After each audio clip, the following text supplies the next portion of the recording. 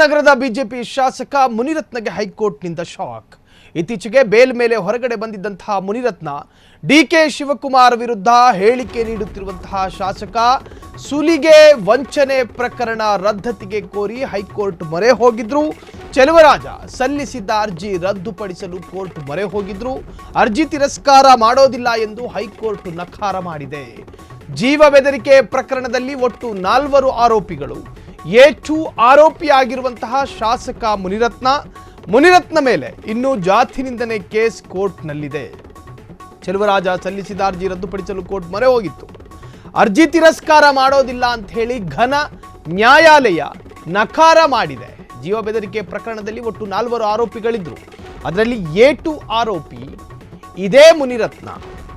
Vyalikaval police ಠಾಣೆಯಲ್ಲಿ atrocity case ಒಂದು ದಾಖಲಾಗುತ್ತೆ ಮುನಿರತ್ನ ವಿರುದ್ಧ. ಅರ್ಥಾತ್ ಜಾತಿ ನಿಂದನೆ. ಕಾಂಟ್ರಾಕ್ಟರ್ ಗುತ್ತಿಗೆದಾರನಿಗೆ ಜೀವ ಬೆದರಿಕೆ ಹಾಕಿದ್ದ ಪ್ರಕರಣ ಅದು. ಅದಾದ ನಂತರ RR ನಗರ ರಾಜರಾಜೇಶ್ವರಿ ಕ್ಷೇತ್ರದಲ್ಲೂ ಒಂದು ಪ್ರಕರಣ ದಾಖಲಾಗುತ್ತೆ. ಅದು ಅತ್ಯಾಚಾರ ಪ್ರಕರಣ. ಮತ್ತೊಂದು ಆರೋಪವೂ ಕೂಡ ಇದೇ ಮುನಿರತ್ನರ ವಿರುದ್ಧ ಕೇಳಿ ಬರುತ್ತೆ.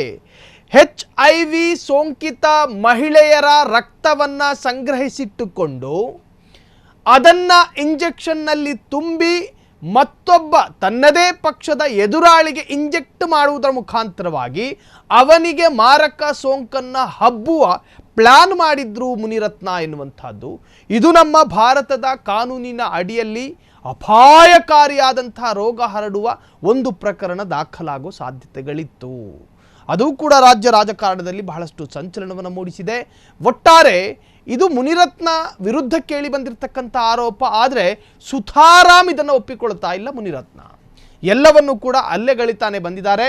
ಇದಕ್ಕೆ DK ಬ್ರದರ್ಸ್ಗಳೇ ಕಾರಣ, ನನ್ನ ವಿರುದ್ಧ ಷಡ್ಯಂತ್ರವನ್ನು ಮಾಡಲಾಗ್ತಾ ಇದೆ ಅಂತ ಹೇಳಿ ಮುನಿರತ್ನ ಈಗಲೂ ಕೂಡ ಅದನ್ನು ಅಲ್ಲೆಗಳಿತಿದ್ದಾರೆ.